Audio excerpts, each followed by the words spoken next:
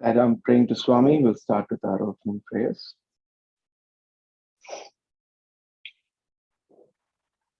Oh.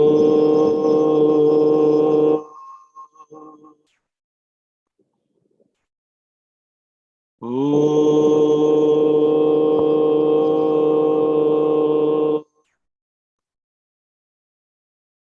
Oh.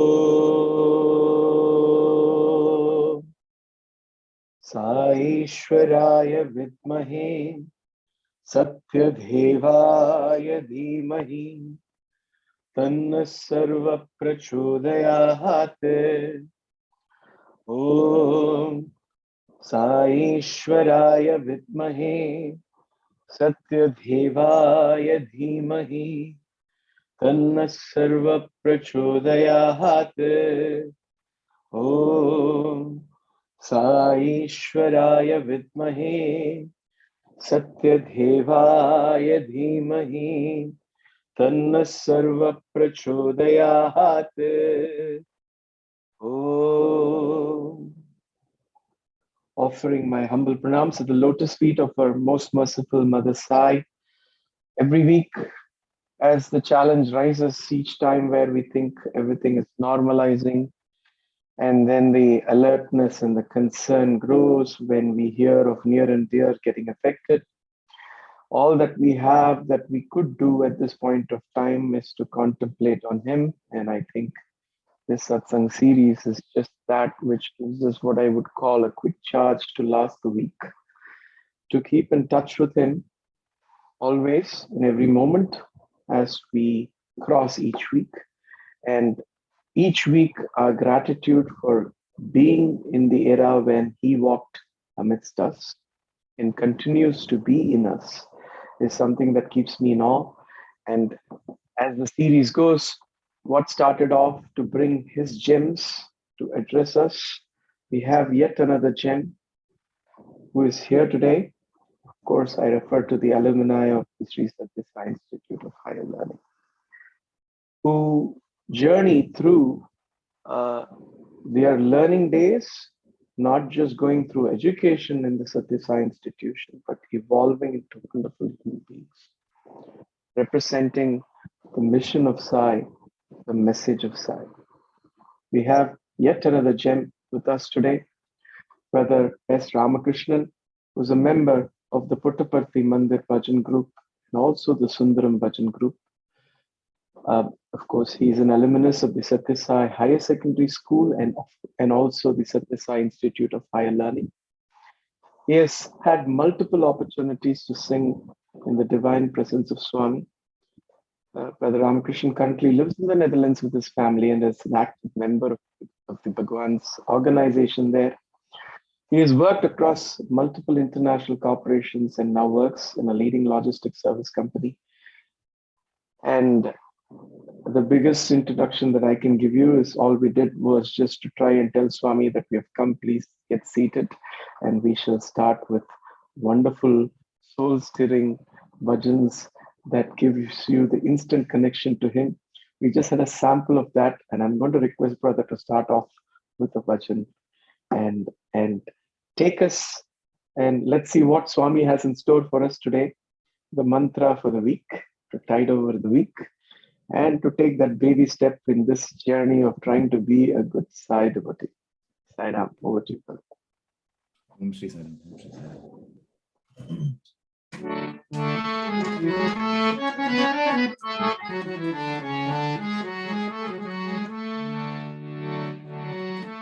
Tvameva mata cha pita tvameva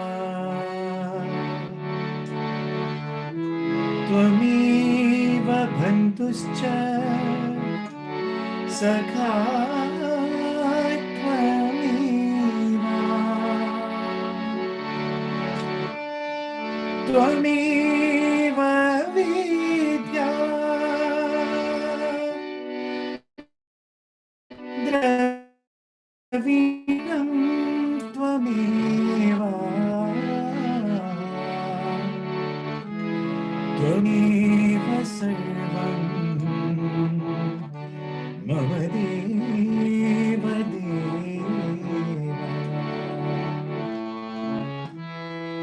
Tvameva sarvam Shri Sai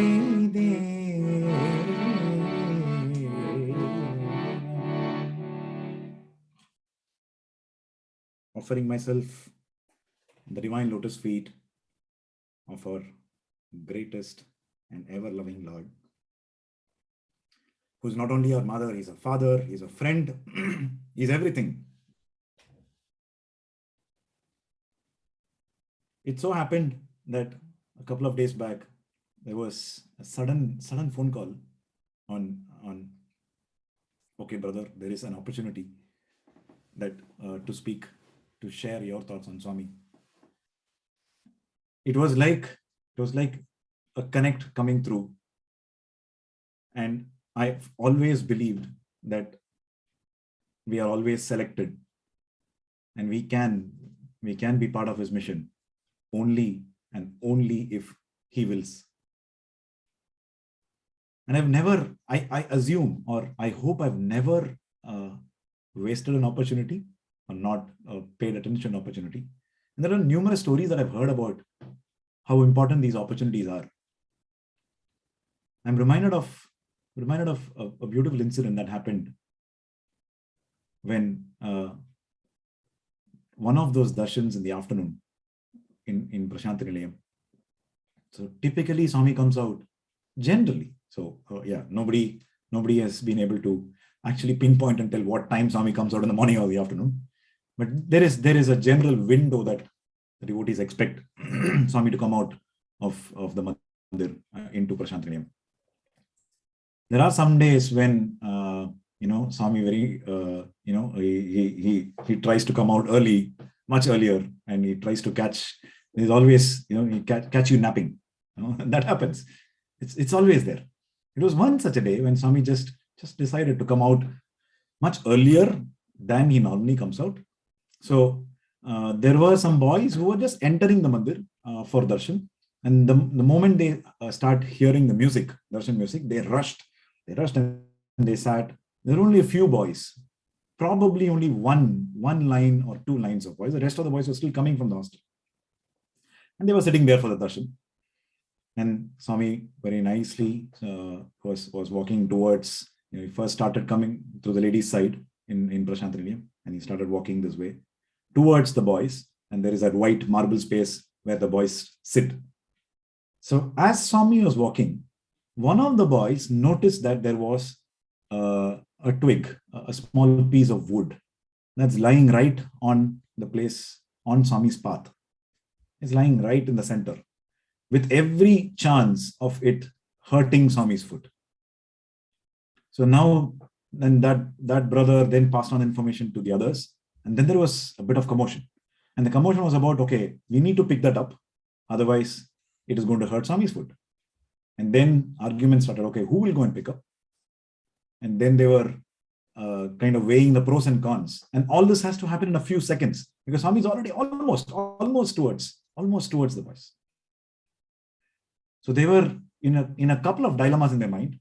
One was discipline. Okay, is it a break of discipline if you get up and go when Swami is walking?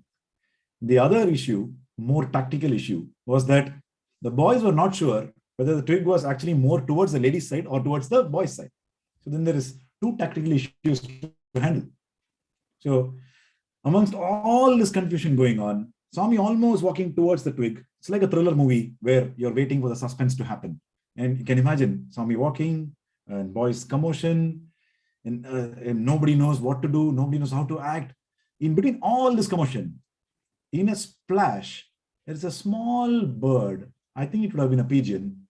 And there are many pigeons around in Prashanthi Nilayam. People who have visited there for sure would have seen that.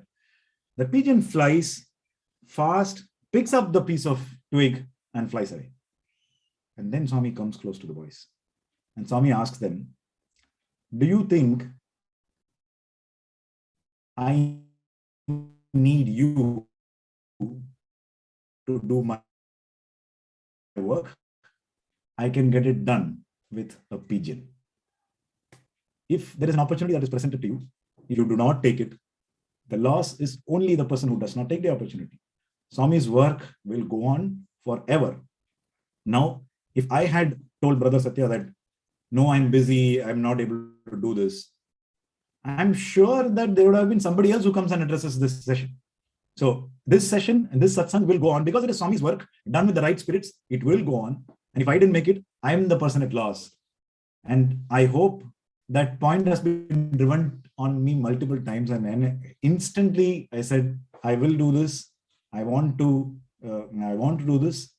What I speak may not be the best of tattvas, or may not be the best of language and English and all that. But all that doesn't matter. I will take the opportunity, which is the most important for me. And that's how it landed. And I thought I should do this. And here I am in front of you to share whatever I think I know, a little bit of experiences that I've heard through a lot of brothers and devotees during the time I studied, before the time I studied, and through speaking with them. So what happened is, I was also then thinking of, okay, what would I speak? What would I speak about? It is always a dilemma sometimes on what to speak, what topics to speak, what all to cover, and all that. And as always, and this is not the first time, as always, the mind is always blank. The mind is always blank on what to speak. I didn't notice. I did notice the invite on the Zoom coming, but I did not notice the name of the session. Okay, I did not, and as I was actually walking to the supermarket this morning is when I just checked the details just to make sure that the timing is right, the time difference is right, and I'm not delayed. So that's when I was actually scanning through the invite. And I saw the name of the satsang, and it was called Sai Govind Satsang. And I have no idea why it is named Sai Govind Satsang. And I'll tell you why it became so important for me today with that name. Because it did give me an opening on what I think Swami willed to share through me. Because it is all, there is no doubt that everything is the source of everything is only him and only Swami. I'm quickly reminded of an incident when I tell this. And this happened to one of the most famous people you would have heard. He's also an alumnus. And if there are so many bhajans today, possibly 50-60% are mostly composed by a couple of brothers, Brother Hariharan and Brother Sonam Gyamso.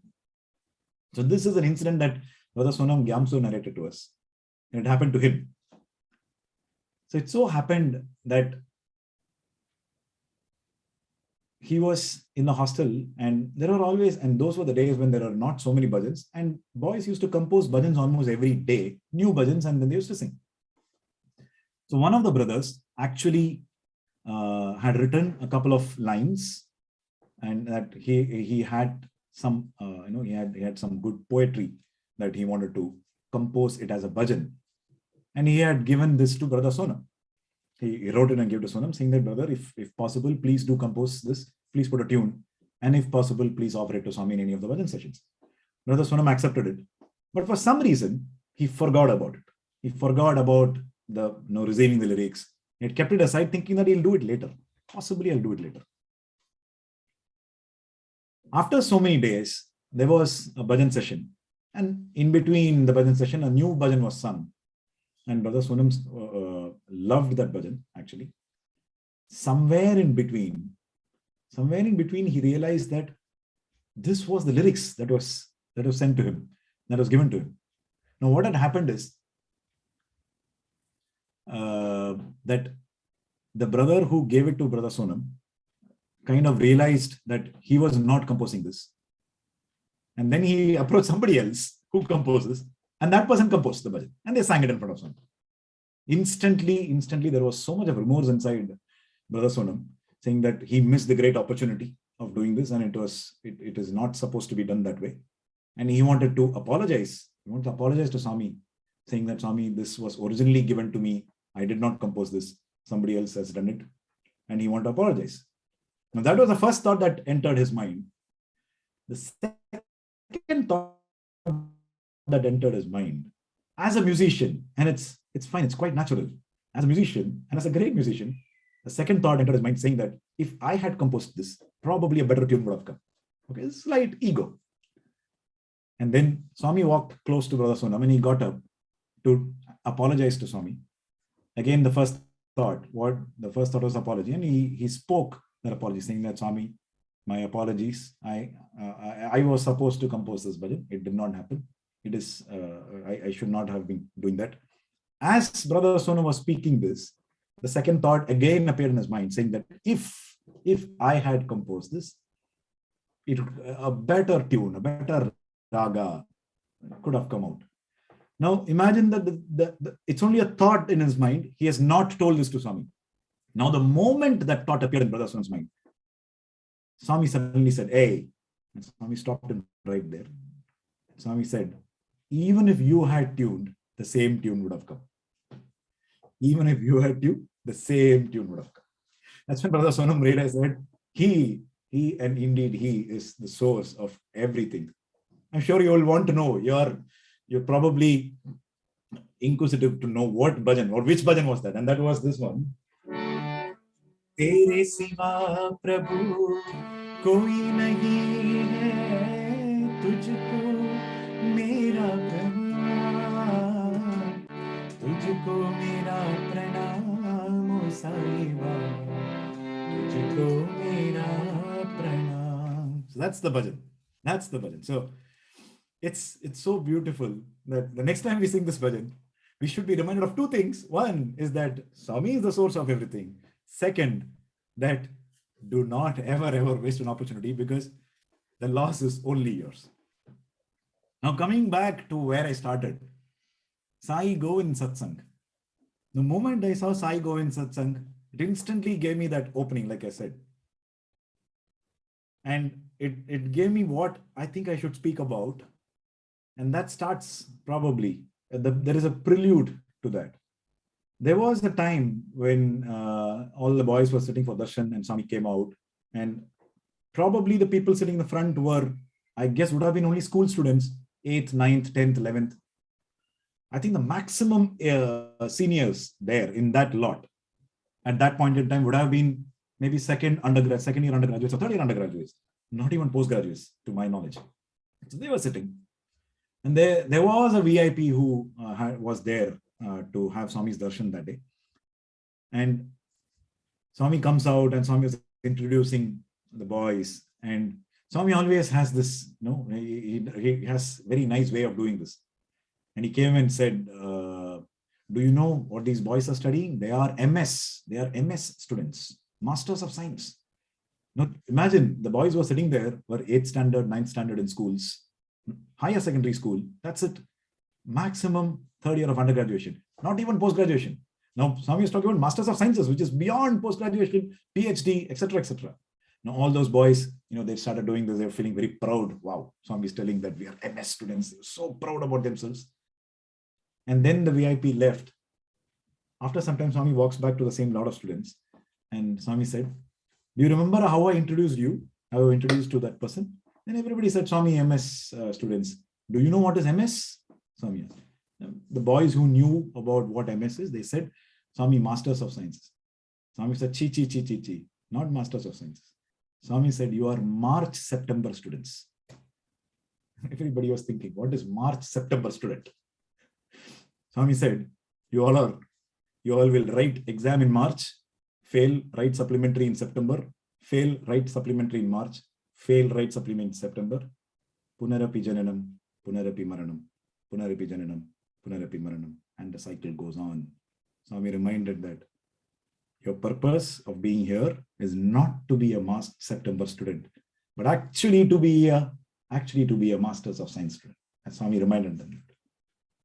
Now, this is a very big concept, and we all might wonder how to not become a March, September student.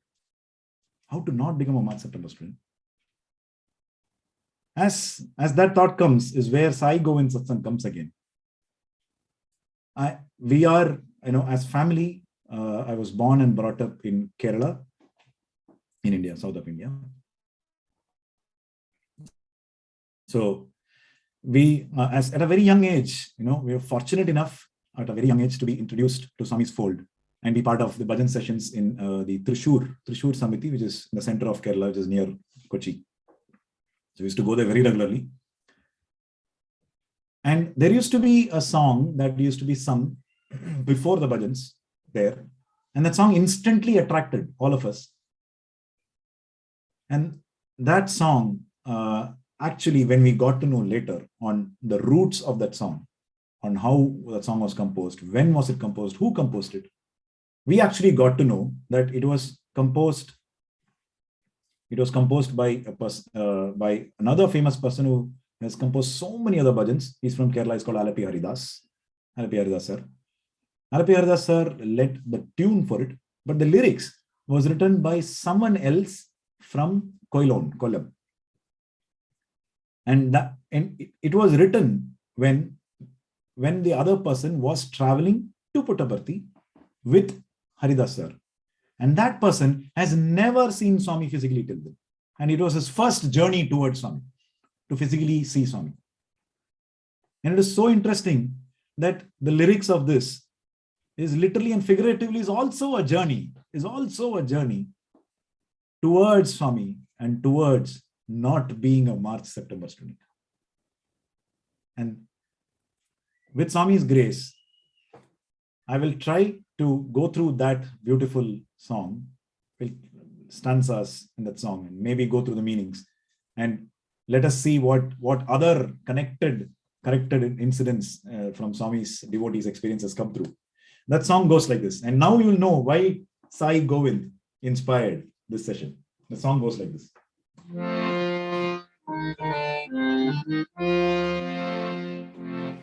Govinda, Sai Govinda, Sai Govinda, Sai Govinda,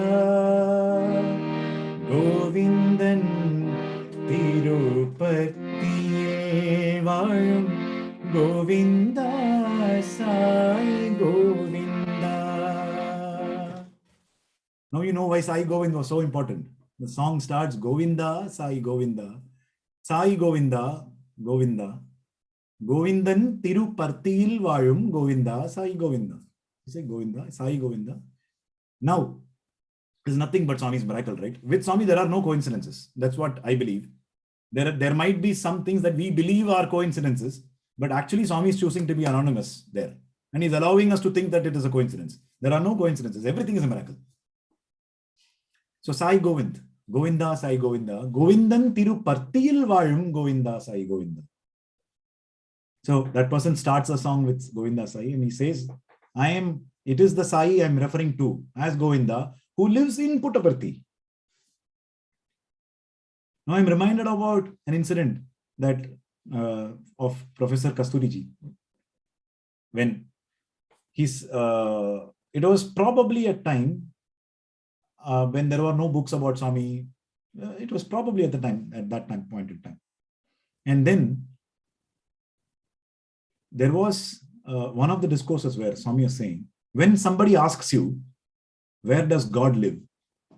Don't go about in roundaboutness telling that he's everywhere, he's there all throughout the world. Tell with confidence that God lives in Puttaparthi. And this was a statement coming from Swami. So Govindan Tirupatthiyil Vaazhum Govinda, Sai Govinda. There are so many distractions today. So many people giving their own messages, their own versions of Swami's messages, Swami speaking through them. We have our own Lord. We are our own Lord, a Lord who resides in us. We can never be independent. I also believe that word, because we are always independent. We can never be independent. Independence. We are always dependent on him, and he is inside. And we don't have to. Swami has innumerable times told us that he is within us. He's within us. Hridayavasi, Hridayavasi. You don't have to search for him outside. You don't have to at all. He's always within you. He's always within you. So Govindan Tirupatthiyil Vaazhum Govinda, Sai Govinda. Now the song goes about, the next stanza is like this. Sai tan tirunama kirtanam Adilin ninnum kelpu njan Kadil kelkumbol kannir toogunna Bhaktanayi ennu So I told you it was a journey. It was a journey that this devotee was undertaking. And he says in this stanza, he's saying, Sai tan tirunama kirtanam kadil ennennum kelpunyan. When will a day arrive when I am able to hear the Lord's name continuously in my ears? Kadil kelkumbol kannir thugunna bhaktanai ennu thirum nan. When will I ever become a devotee that when I hear the Lord's name, instantly tears flow out of my eyes? He's questioning himself. It is a task for himself. So I'm reminded of a very beautiful incident. Very beautiful incident. It happened to one of the brothers. He's one of the juniors to me. And this was a period where it is quite recent in the sense that it is after the 2000s. It so happened that there was a point in time when Swami started taking a sudden liking towards Meera Bhajans. And in between the Bhajans, Swami used to ask the brothers to sing Meera Bhajans.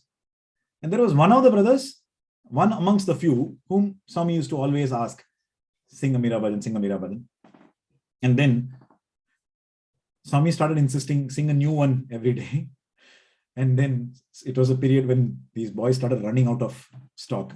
They didn't have a new one anymore. In one of the interviews with the boys who used to sing these Meera Bhajans, Swami referred to a particular Meera Bhajan and asked, and the bhajan was Darshan Dijo Aau, Pyare Darshan Dijo. Swami is asking, do you know that Meera Bhajan? And this boy to whom Swami was asking said, Swami, I do not know. Swami is literally, hey, Swami is about to hit him, said, you're singing Meera Bhajan, you don't know Darshan Dijo. Swami is quite annoyed with that answer. That session was complete. And this brother went about searching for this Meera Bhajan called Darshan Dijo. With great difficulty, he found the lyrics of this bhajan. But then he was not necessarily sure about the tune of this bhajan. But then he had to face Swami again next day. And Swami is going to pick up the same argument and the same question. Kotta patakada, kotta Meera Bhajan ekada. Where is it? And this brother then, what he did is, probably the only option left in front of him. He said, okay, let me make my own tune for it. And he made his own tune. And he was ready the next day, very well prepared in front of Swami to sing.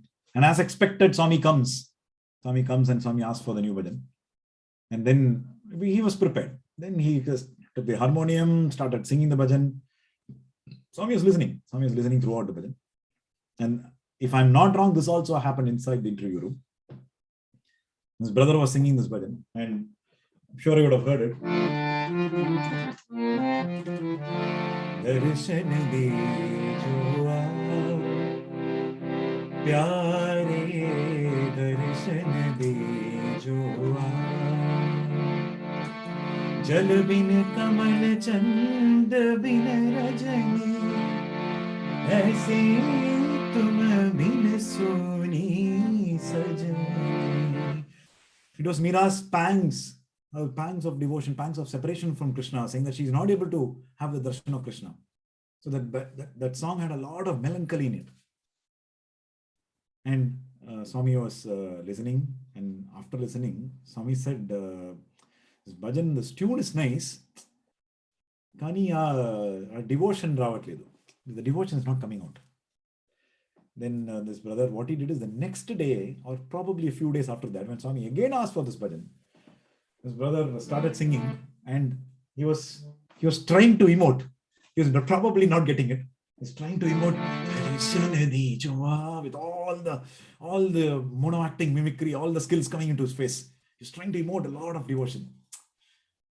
He's just thinking, somehow wanted to impress Swami there. Swami listened to the entire song.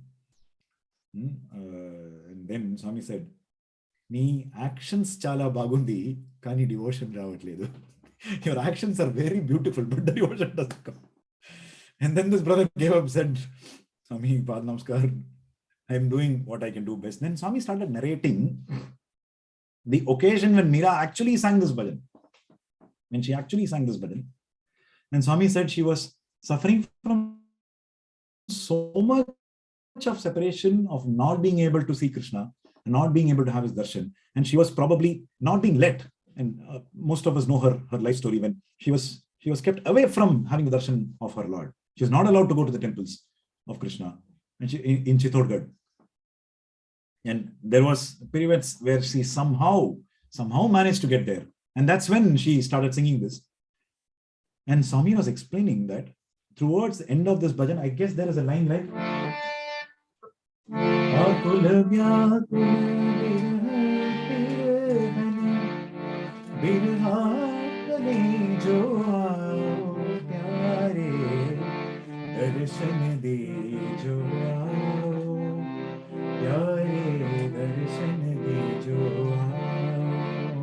it goes on like this, and probably the end, she actually completely submits to Lord Krishna, and she says, and where she says, Meera dasi janam janam ki pade tumhare pyar, pade tumhare paas, pyare darshan dejo aao, pyare darshan dejo. Swami is explaining that when Meera was actually singing this, she was literally banging her head against the pedestal of the Sanctum Sanctorum of the Lord in Chittorgarh. And there was blood that was breaking out, and she was fully in her tears. And Swami said, when you get the tears that Meera got, tab aayega devotion.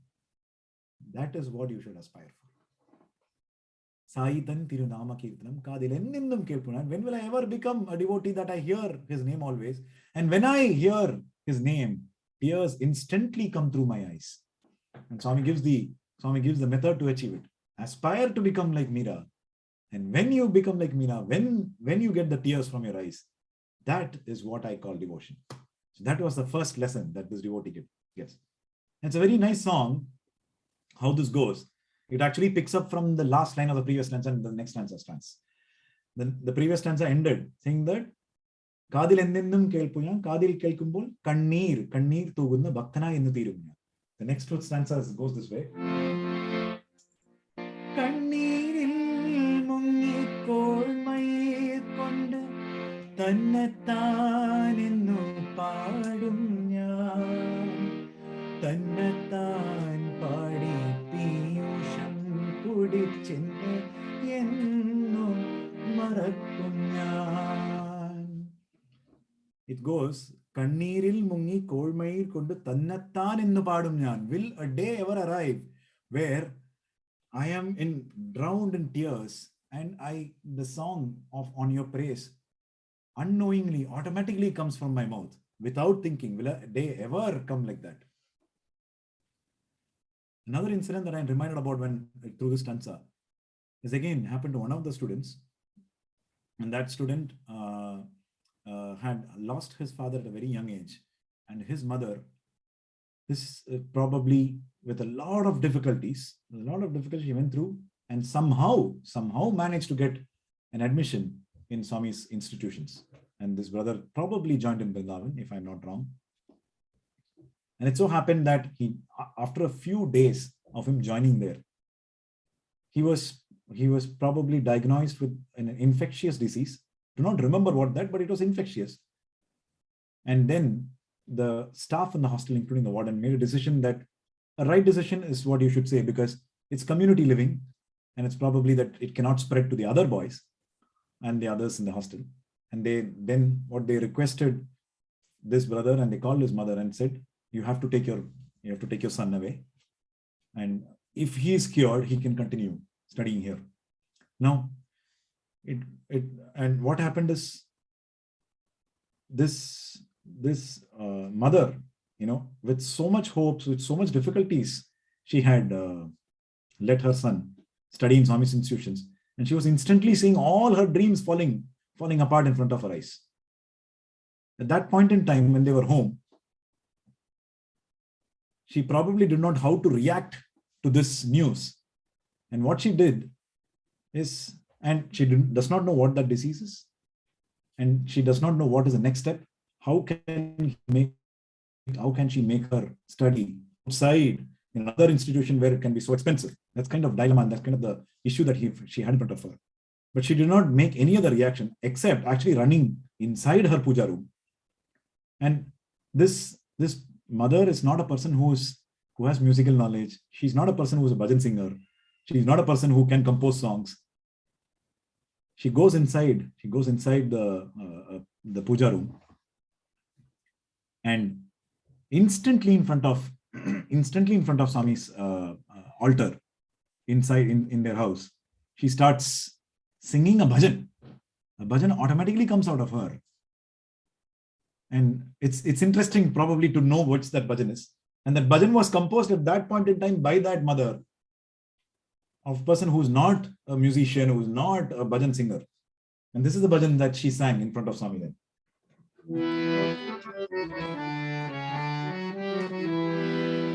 Antaranga Sai, Anathanatha Sai, Dinabandhu Sai, Karuna Sindhu Sai, Antaranga Sai, Anathanatha Sai, Ramakrishna Shiva Shakti, Prema Rupa Sai, Yoga Avatar Baba Shri Sathya Sai. This is the bhajan that came out of her then. And there is a peculiarity in this bhajan. And imagine her situation. Her situation was, she's completely lost of all dreams, shattered. And I would have expected, when somebody is in this situation, and they're doing praying in front of Swami, minimum 3 to 4 daya karo, minimum 5 to 6 kripa karo. I would have expected all this to come out. Nothing of daya karo, kripa karo came out in this bhajan. It was only praise. It was only praise. Antaranga Sai, Anathanatha Sai, Dinabandhu Sai, Karuna Sindhu Sai, Ramakrishna Shiva Shakti, Prema Rupa Sai, Yuga Avatar Baba Shri Sathya Sai. There's nothing but praise. And Swami has once told that he has some extra liking towards bhajans where people don't ask for things but praise him. So sweet, right? So sweet of Swami to tell that, because we always constantly bug him saying that, Swami, I need to get first rank when I'm studying institutions. I need to get married to a good girl, or the girl prays, I need to get married to a good husband. I need to earn money. I need to get job. I need wealth. I need the prosperity. Need. But Swami gives all that, because he's a person who blesses with iha and para. He's a Lord that gives you both. But Swami was once telling that he probably takes more liking when he's only praised. It was one such a bhajan. And it so happened that the son of this mother got completely cured with this disease, and he was back to the hostel. So, Kanniril Mungi Kormayir Kuda Tannathan in the Parna. The bhajan came out instantly. I'm trying to do so much practice before I sing this, and I'm not even sure if I can even match 1,000th of the bhava that this mother would have had on that day. It is an attempt towards that, but that is where we need to aspire. That is where we need to aspire to be. Going forward with this song. So we have seen how the song started, right? When will I ever become a devotee? With being able to hear Swami's name always. Will I ever get tears when I hear his name? When I get the tears, will I ever sing a song automatically? Now the next.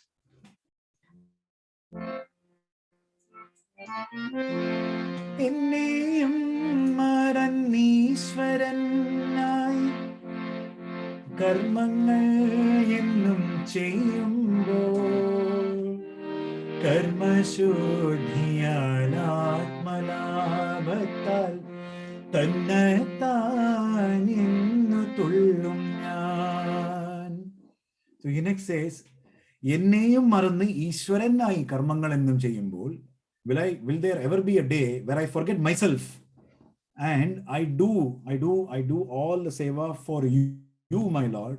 I do all my actions for you. Ishwaranai karmangal ennum cheyyumbol, karma shuddhiyal, with that purity of that karma, atmalabathal, I get bliss, and then I start jumping in joy. Tannathan in the So,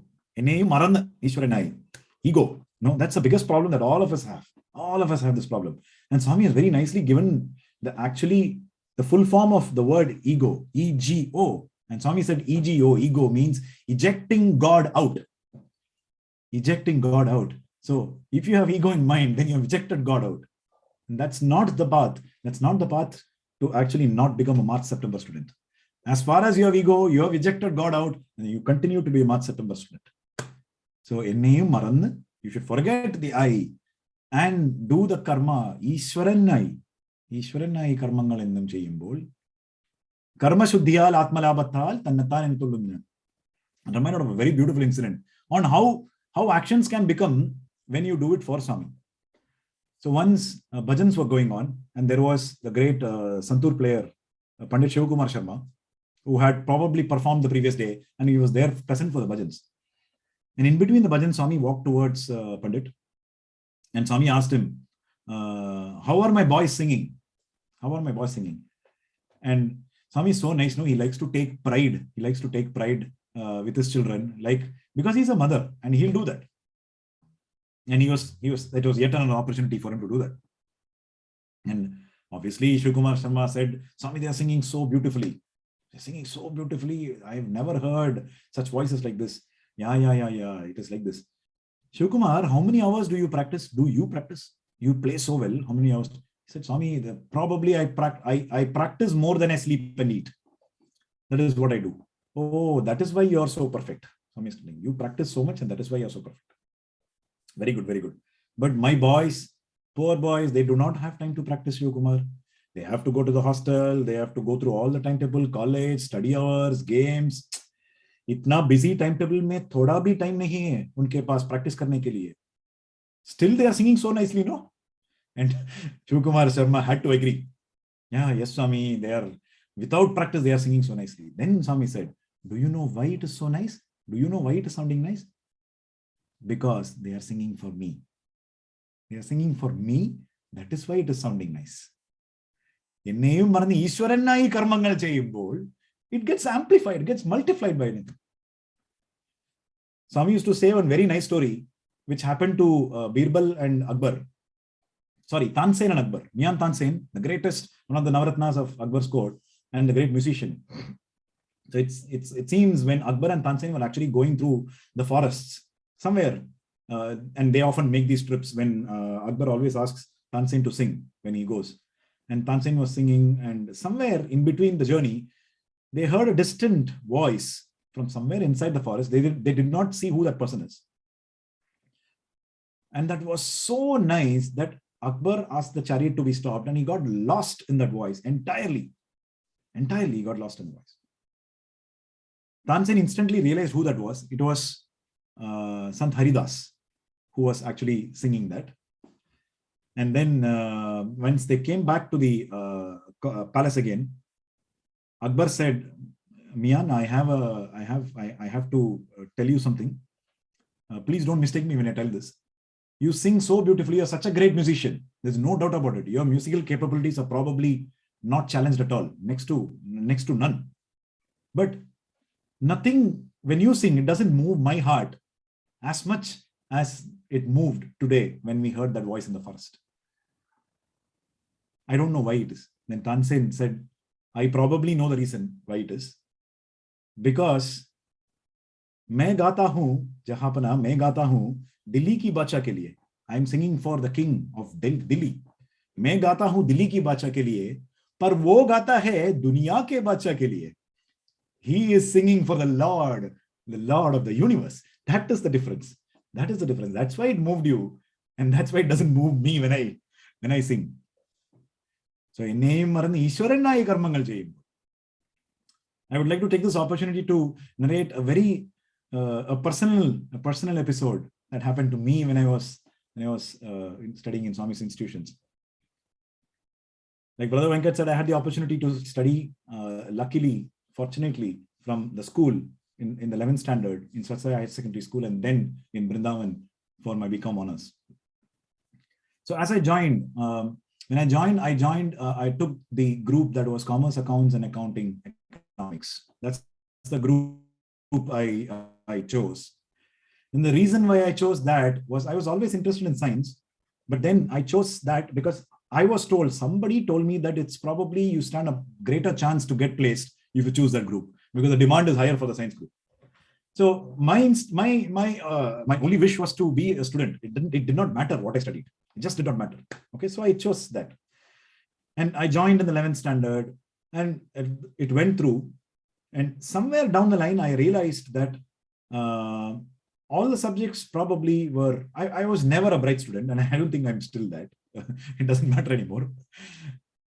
And I still managed in the other subject except accounting. And it was always a problem point. Even today, it's the biggest problem point for me. And it went through, the 11th standard went through. I realized that it's just doesn't work for me. And my brother was then at the same time in the same campus. He was doing his post-graduation. He was doing his MFM. So he was in the other seniors hostel, but we were in the same campus. And he was a gold medalist. So that's the difference. So somebody is in the North Pole and somebody in the South Pole like me. And what happened is I expressed this problem to him, and he tried giving me some lessons, some extra coaching lessons in accounting after darshan time, before the dinner. And it went through so much that he also realized that after a point in time that this is not working for me, and he gave up. He even told his classmates, I'm trying so much to do this with him, but it's not working. I've just left on his own. Let him do whatever he wants. And somehow I think in the 11th exam, which is only an internal exam, maybe they probably gave me some grace marks and I was passed to the 12th. But 12th final exam, that's not an internal exam. And Swami schools were in CBSE board, and it's a public exam. You are on par with so many people, and you're going to get a question paper that's not probably set by your own teachers. And the competition levels are very high. So as the exam was nearing, I know the fear started coming in me that for sure, I don't think I'm going to make a case to pass the exam. But I had nothing else in front of me. And I was constantly being told by the principal and all that, please don't spoil Swami's name by failing in accounting and all that.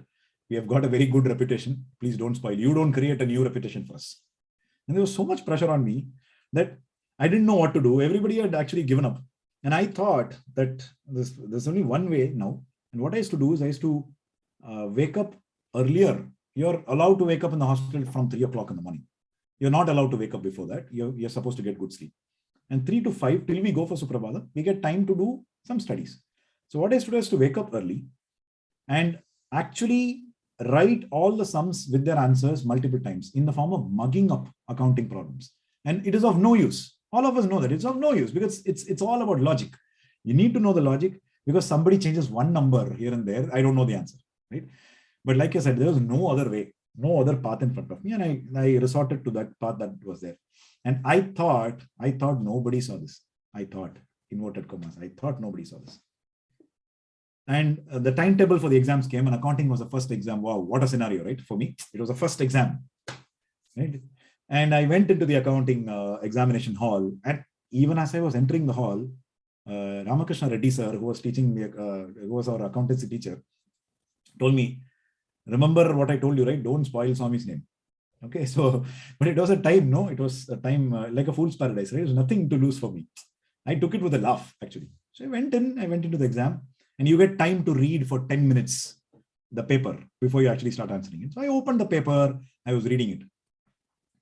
When I saw the first question, I was so delighted. I was so happy. Why? It was a question on partnership accounting. It was for 4 marks. And it was exactly the question with the same numbers as in the textbook. And I had mugged that up. So I instantly knew the answer. I was so happy, so delighted seeing that. But then the horror movie started unfolding. When I looked at the other questions, nothing is there of what I knew. But like I said, situation where nothing to lose. Okay, I start writing the exam. I probably spent, I think, 1.5 hours out of 3 hours just writing the first 4 marks question. Okay, because that's the only thing I knew. I was writing it so nicely, neatly, without scratches, without cutting it, with margins, as neat as possible. First impression is the best impression, right? Because only I knew the rest is an absolute crap there inside. But then 1.5 hours, I attempted the entire question paper, including choice questions, because I had so much time with me. I didn't know the answers. There was a balance sheet to tally, never tallied for me. I just wrote the same number on both the sides. He didn't tally, but I just mischievously did that. I did all that. But then I came back to the room, and I decided that I will not pay attention to the answers being discussed in the room, because my result will start coming out. And I wanted to make sure that I do a decent job of the other exams.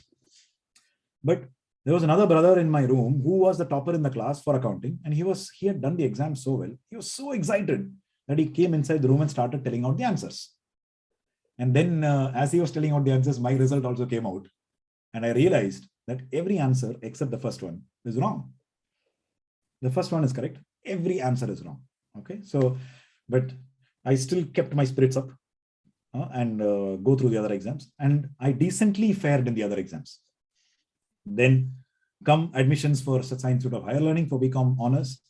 And with Swami, with his infinite grace, passed me through the entrance exams and the interview. And I got a seat for BCom, which is provisional. It is provisional on I clearing the 12th exams.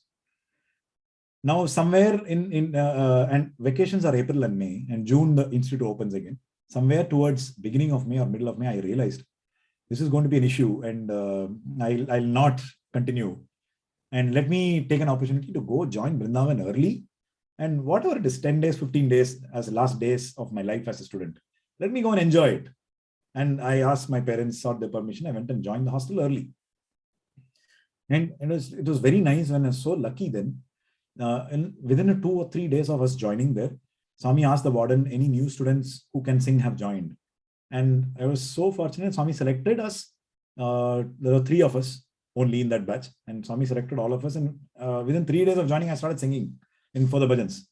And everything is gone from my mind, right? Because it's a phase of complete enjoyment in my life. I was going through all this.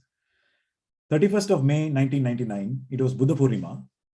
And on that day morning, probably in the afternoon, I saw, when we were going and sitting for the darshan, I saw the warden and the principal of higher secondary school coming to have Swami's blessing with sheets of paper. So when they come with sheets of paper, it is the result of 12th exam. Okay. So now I saw them coming in, and then I was completely gassed out. I don't know what to do now. Now I'm just counting my hours and minutes as a student. So what happened that day, there was a program that was conducted by devotees, Buddhist devotees who come from various parts of the world, probably including Singapore. They were celebrating with Swami. There was a drama in Kalyana Mandapam. And Swami used to sit with the boys, not in the D. Okay. And as Bhajan boys, we get the privilege to go first and get all the vantage points around Swami's chair close by, because we have to sing Arati. Just an excuse. Okay. So, but the privilege is there. So I went and I was right in front of Swami there. And that day when Swami came, he was actually putting his foot almost on my lap. We had made sure that we pushed his footrest, and we were actually sitting on that. So he was literally putting on my lap, probably 1 foot on my lap, 1 foot on the other brother's lap. And I didn't move at all. It was such a beautiful 1.5 hours, looking only at Swami constantly without a blink. And I was going through in my mind, I knew, okay, these are probably the last few hours with such close physical proximity. And then after 1 hour, then slowly all that devotion started evaporating and tension started coming. Oh my God, the results would have been published in the notice board. What is going to happen now? And then I started praying, Swami, please get up and go. I want to go and see the result. Get up. Enough of darshan. Please get up and go. I started praying that. And Swami retired. Swami retired for the Trai Vrindavan. I ran towards the hostel because they had already told that the results are published in the notice board there. Swami had blessed it and it's published in the notice board. I ran. There were so many vessels that were kept with food because Anantapur sisters were staying in the other hostel. It is holidays. And that did not have a kitchen. But I stamped over all the food vessels and I want to see the result. Now, remember I told you that I had decently fared in the other exams. I had little hope of passing, but accounting, that was a sure shot fail. So I was really bothered only about my marks in accounting. So what I did is I figured out my name from the list, the roll number list. I put my left hand towards my name. I scrolled my right hand from the accounting, and the tangent is where the marks for accounting is. And my hand and fingers, 2 fingers reach there. And there my eyes go on to the marks. The marks there were 96. Now, I thought I had written only 4 marks correctly.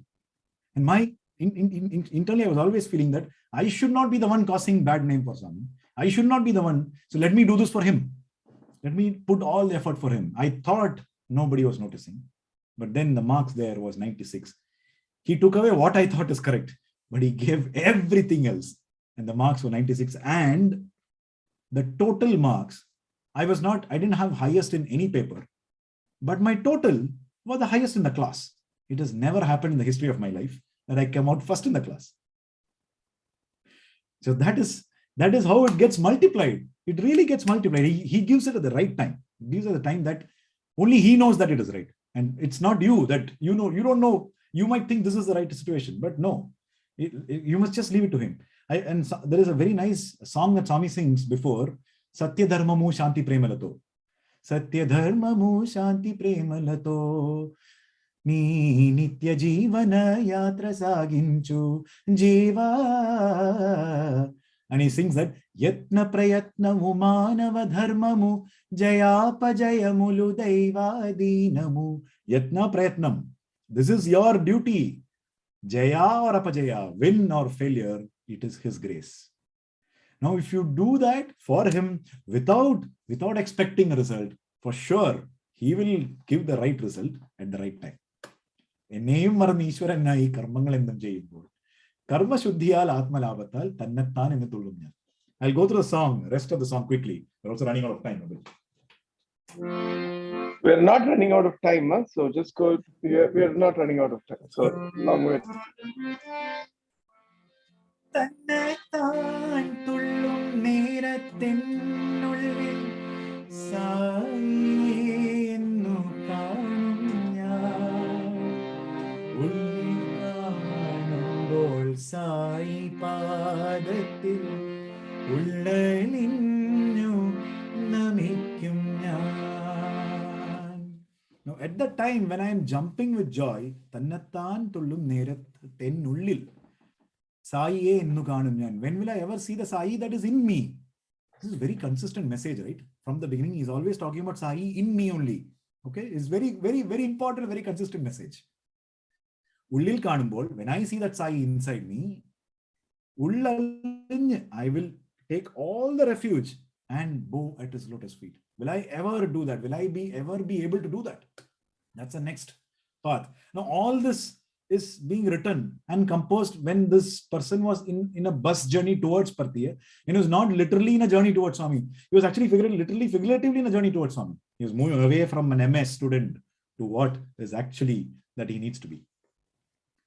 There was a devotee in probably in the north of India. He needs to come and sing bhajans every day. In one of those bhajan sessions, he was singing, and he sings very beautifully. He plays the harmonium and sings along with it. And he was singing this bhajan that day.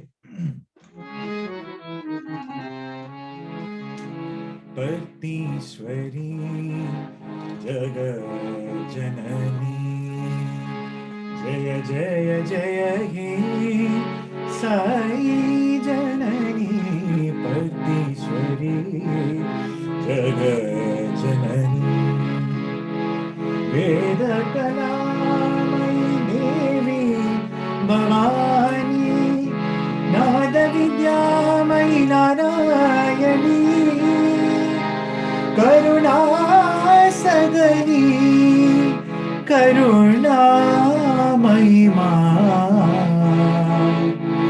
Sharanam Sharanam Sai Ma. He sang that line. He went till there. He sang that line. And then he laid his lead over the harmonium. And he then merged to Swami instantly there. Sharanam, Sharanam Sai Ma. He said that he instantly merged with Swami. When you're born, the instant truth, the desire you will die. What a better way to merge with Swami inside the Samiti when he is singing bhajan, and literally when singing the lines Sharanam, Sharanam Sai Ma, let me bow down at your feet, Mother Sai. And he instantly merged with Swami. തന്നെത്താൻ തുള്ളും നേരത്തിനുള്ളിൽ സായിയെ എന്നു കാണും ഞാൻ.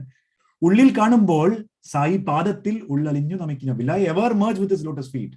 And here was a person who literally did it. Literally did it. We must take inspiration that we are able to literally go and seek our Lord's lotus feet. The song goes on like this further. Padathil todum neram ghranattal papamellam agannidum bangaru ennu cholli saishan angathil ennu chettidum. He says, Padatil todum neram, the time that I am close to your lotus feet, my Lord, neram granattal, just with that smell. Granam is a very beautiful Sanskrit word, also means the sense of smell. With that smell of your lotus feet, just with the smell of your lotus feet, papam ellam agannidam. Everything, all my sins get washed away. Now, I used to think, why did he use the sense of smell there? You could have used anything else. No, why did he poetically use neram granattal papamellam? With that smell, every sin washes away. No, we used to say that purva janma vasana. No, and we always refer to all the karmas from previous birth, not as karmas. We say purva janma vasana. That is, vasana is a sense of smell. Probably that is why he referred to vasana and sense of smell as what which will take away every sin. I'm reminded of a very beautiful incident here. This was a time when they had newly built or probably renovated the stores inside the Sathya Institute of High Learning boys hostel, senior hostel.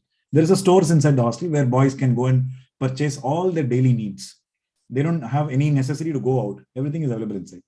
So this is probably a renovated version of that was there, and they had requested Swami to come and inaugurate.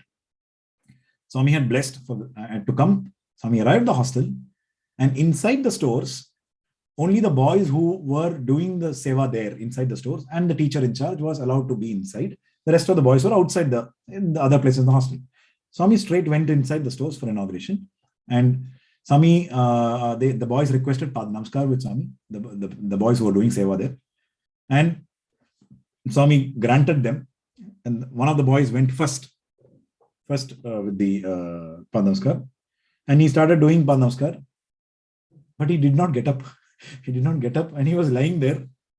He's probably in a situation where he's probably not able to get up, and the warden and the other brothers were trying to figure out what's happening, and warden started signaling, "Get up, get up! Others have to do Pad Namaskar." And then he did not still move. And then warden, what he did is he asked the other brothers to do Pad Namaskar. And warden also took Pad Namaskar. And then the other brother got up. Now, when he woke up, his eyes and his face were completely red. His nose was red, ears red. And probably the other brothers thought he was in extreme bliss. He was in extreme bliss, and that's why he was completely red. And Swami went out, and they asked, "Why did you get up? When we probably, it could have been that we all missed our chance for Pad Namaskar. Why did you get up? And why is your face red? Did you have so much bliss?" He said, No, brother. When I went and I was doing Pad Namaskar, Swami was holding my nose with his thumb. Swami was very naughtily noting this. See, imagine, right? Swami was holding his nose. Probably Swami washed away all the sins of his brother just by holding his nose. Padatil todum neram granattal papam ellam agannidum. Bangaru in the Cholli Saish. Angathil enne cherthidam. Will Sai ever hug me, calling me Bangaru? I'm reminded of one more incident that I heard that happened inside the interview room. So there was one of those devotees who had composed a bhajan, and with Swami's infinite grace, he got an interview with Swami. And inside the interview, he expressed to Swami, "Swami, I've composed a bhajan and I would like to offer it to you." And Swami, "Can I sing?" Swami, and Swami said, "Sing it." Okay, and he started singing that bhajan. Probably you would have heard this bhajan.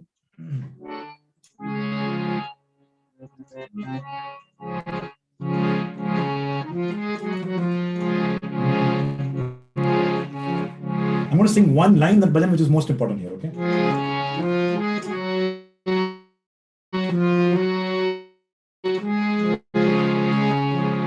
Tiyeta Triveni Sangama Charanam Tirtha Triveni Sangama Charanam. And then there's another line which goes Sanchita Papa Vinashaka Charanam.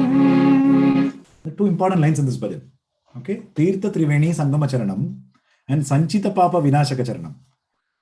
It seems when the devotee was singing Tirtha Triveni Sangama Charanam, it is the pada, it is the charanam where the rivers, the three holy rivers meet. It seems when you were singing that, there was a stream of water that was flowing from Swami's feet inside the interview room. So literally, Tirtha Triveni Sangama Charanam and Sanchita Papa Vinashaka Charanam. It is very important when you say Sanchita Papa. There are apparently three types of karmas: Agama karma, Prarabdha karma, and Sanchita karma. It is told that Prarabdha karma and Agama karma can be washed away with your good deeds, like spiritually connected good deeds. But Sanchita Papam is something that you bring for probably many lives from the past. And it is something that is the most difficult to wash away, and probably you don't wash away at all. And there are very few people who are capable of actually washing it away. There's none other than our Lord Sai. Because that Padam is Sanchita Papa Vinashaka Charanam. So that is the only Pada. Padatil Todum Neram Granatal. Papa Mellam Aganidum. Everything is just washed away. Just by touching his lotus feet. The last stanza of the song.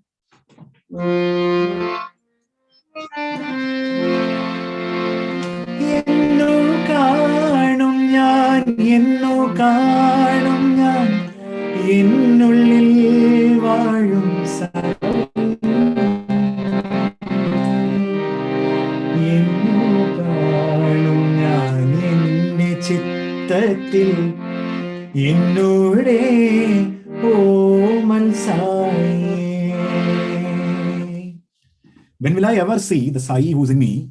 When will I ever see the Sai who is Innude Omal Sai? It's a very poetic word in Malayalam. Omal Sai. Omal is used for my dearest Sai. And you express it, you usually use that term only for somebody who is the most dearest to you. So this devotee is expressing, when will I ever see my dearest Sai? This is a very beautiful incident that happened with these words, actually.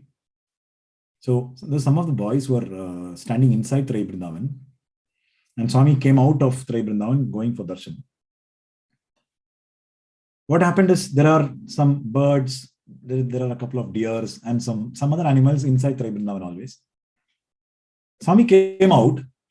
Swami started looking at the boys who were standing there. And in his very beautiful voice, Swami started calling, dear, dear. Swami was looking at the boys and calling, dear, dear. Probably Swami was referring to the English dear, D-E-A-R, Omal, dear. Okay. None of the boys responded. They were standing still like a rock. They never responded to Swami's call. Swami looked at the deers, the animals that were there. Swami started calling, dear, dear. And probably Swami was saying D-E-E-R, deer.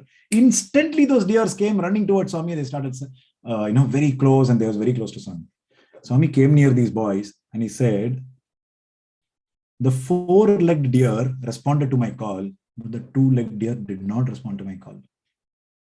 But probably today, I can take that little pride and tell Swami that there are so many two-legged deers here who have actually responded to his call. Because on a Sunday evening at 7:30, you probably had so many things to do. But then you chose this. You chose this to come here. And we should be proud that we are the two-legged deers, that we are dearest to him and he is dearest to us. And we have responded to his call. Else, we would not have been here. And he willed probably for us to be here. And, somebody like me who speaks a lot of big things, but I don't know if I really speak them, and being able to share this with you. And let us take the pride that we are the dear to him. And we must take the pride. And there is nothing wrong in feeling egoistic that you are dearest to him. If you can have ego, I believe, and if you want to cry, you must be crying only for him. And you must have that ego that you are the dearest to him.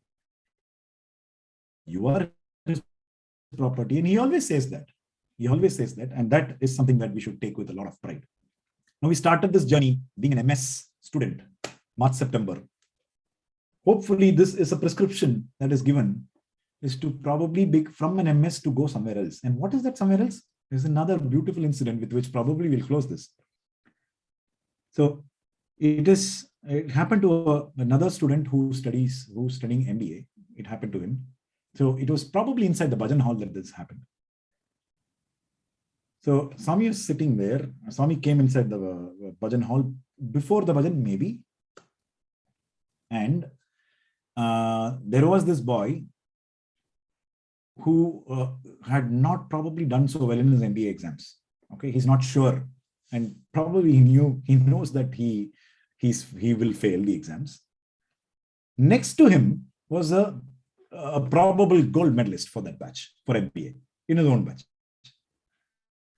Swami comes, Swami looks at these two boys, and to the other boys first.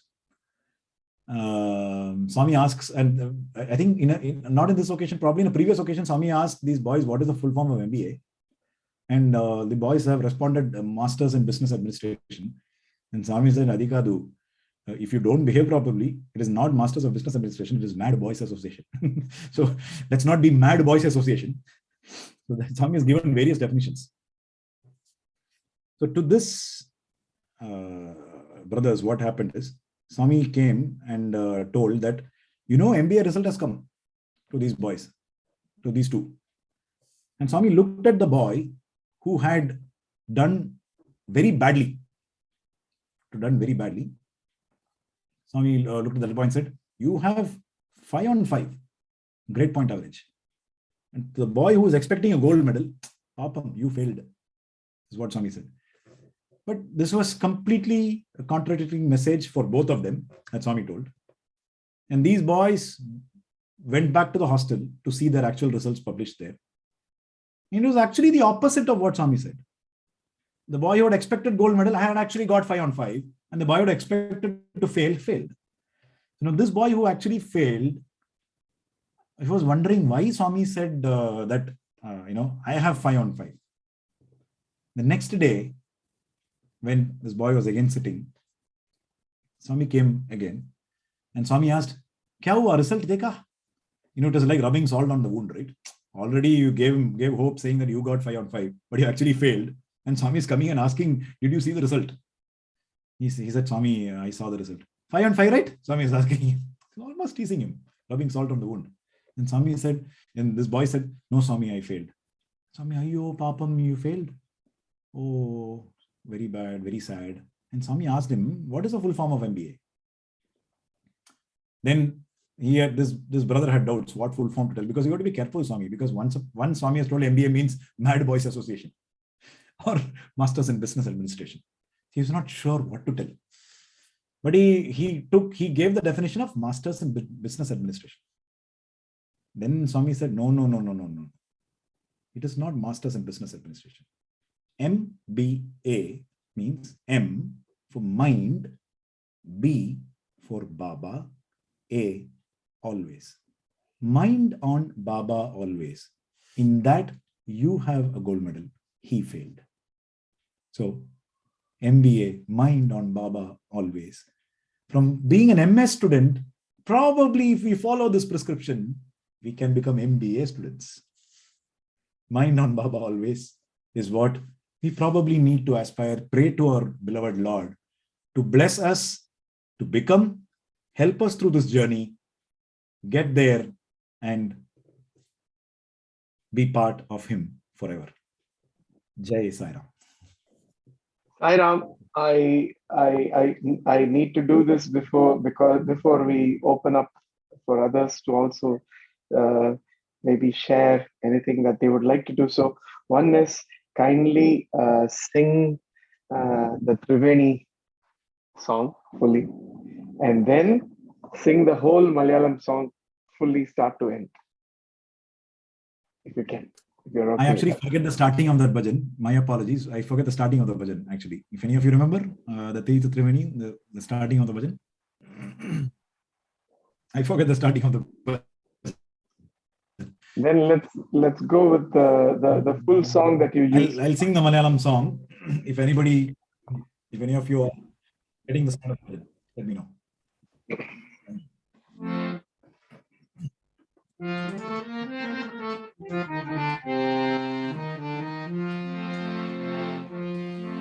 Govinda, Sai Govinda, Sai Govinda, Sai Govinda,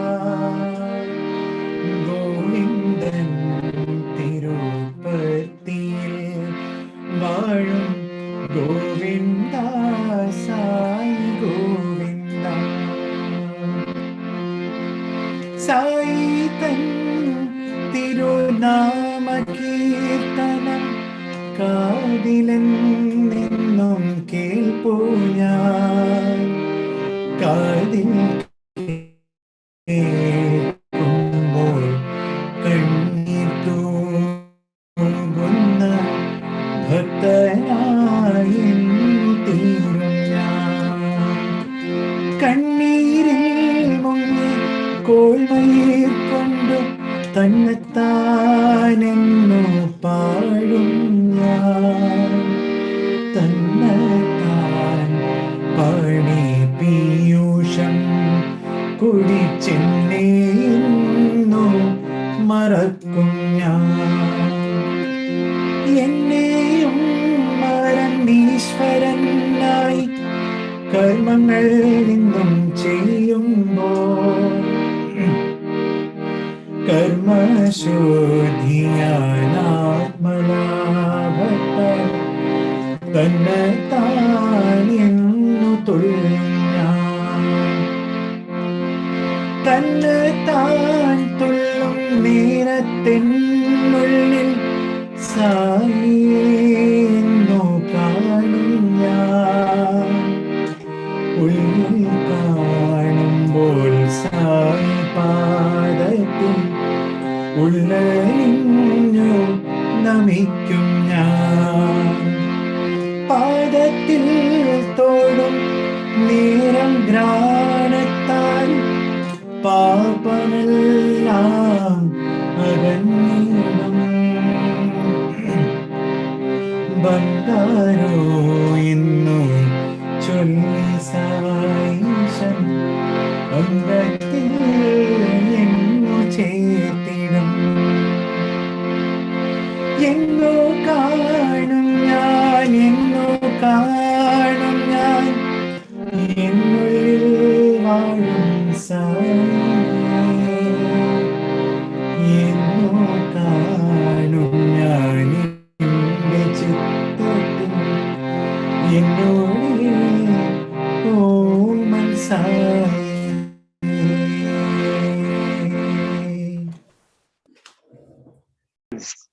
Sure. Absolutely blissful. If anyone would like to say anything, we still have time. Probably sometimes, when Swami structures the message, it's precise. Sairam, I'm reminded of my experience. Actually, in BCom final year in Anantapur, I didn't get through in accounts. But that year's summer course, I got second place in Swami's. I got shield from Swami's hand. So in spirituality, he made me pass. But academically, I was plugged actually. But later on, it was an opportunity for me to stay on with Swami under his guidance. And then I took up the further career as to work in his school in Rajmandri. So that is his grace and lovely sessions are very blissful. Thank you so much. Sairam Radhaka, Sairam.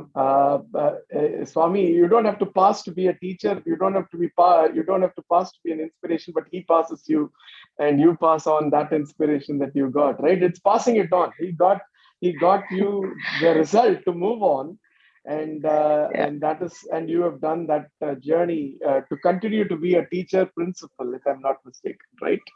That's all his grace. It's very inspiring. Lovely songs. Nice. He took us to Swami. Great, really. Yeah, we have someone who taught accounts also sitting on the Satsangh here from the first batch of Brindavan. Brother Ravi Shankar is here. Sairam. He's been talking of Sairam Anna. Uh, Bhajan, so all I was held up elsewhere. I just came now. Don't worry, this week I will not make the mistake of delaying sharing the satsang. I'll do it immediately after this. There's no edit needed. I'm 2 weeks old in sending the last 2 satsang videos out. But all I can say is it's very strange, right? Satyana normally will come back by Wednesday with a probable speaker. So Thursday I was driving and I was thinking, Swami, is this week going to be okay? Should I send a message to Satyana? Sometimes, we all get busy, but Satyana is a type who you have to do it, it'll get done.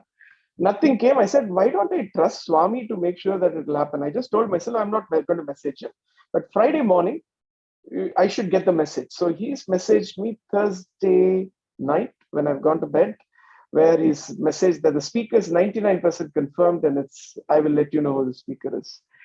And the speaker is also incident to another person whom I thought I should contact him for speaking. And today when the satsang starts, I find that they are cousins. And that can only happen with Swami. They're cousins, they're alumni, they're singers, wonderful people. And Swami chooses who comes, inspires us with those words. And today, I think the way you connected that song, I guess if life is music, if we are that hollow instrument where he plays the music, Actually, Swami has spoken through you, literally. Absolutely. It goes beyond doubt when you start saying when you don't speak tattva and all you have done is literally connected to what is innate in all of us to think. So thank you, Sathya. Source. Yes, source. Thank you, Satyana. Thank you, brother Ramakrishnan. I think I know who the speaker for next week is, but I'm still going to let Swami confirm that. You will get to know when he sends me a message after the satsang, and I will send you the invite for next week. Until then, there are a lot of us who are on the satsang who are currently suffering with COVID. Some senior devotees, I'm not going to name them, but people who have also addressed us in the satsang. Let us pray for a minute to Swami silently, or probably we'll chant 3 Sai Gayatris again for their speedy recovery, and we will finish with Samasta Lokas. And thank you, brother. I hope you're back again sometime. And I think we should have a Netherlands alumni panel discussion here. Would love to have brother Vineet back as well. So let's looking forward to that. Yeah, let's do 3 Sai Gayatris for all, and we'll finish with Samasta Loka after that. Sai Ishwaraya Vitmahe Sathya Devaya Dhimahi Tanna Sarva Prachodayat. Om Sai Ishwaraya Vitmahe Satya Devaya Dhimahi Tanna Sarva Prachodayat. Om Sai Ishwaraya Vidmahe Satya Devaya Dhimahi Tanna Sarva Prachodayat. Om Samasta Loka Sukhino Bhavantu. Samasta Loka Sukhino Bhavantu. Samasta Loka Sukhino Bhavantu. Om Shanti Shanti Shanti. Jai Bolo Bhagwan Shri Sathya Sai Baba Ji ki. Jai. Jai. I got reminded of the bhajan now. Let's do it. It's a sankalpa to hear it. Let's do it. Yeah, suddenly I got it now. I'll do it quickly without taking too much time. We have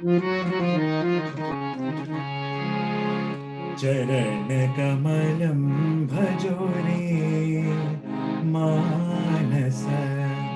Charan kamalam भजोरे मानस साई जननी नलिन मृदुलदल साई जननी नलिन मृदुलदल चरण कमलं भजोरे मानस तीर्थ त्रिवेणी संगम चरणं तीर्थ त्रिवेणी संगम चरणं त्रिभुवन साई मंगल चरणं संचित पाप विनाशक चरणं शरणागत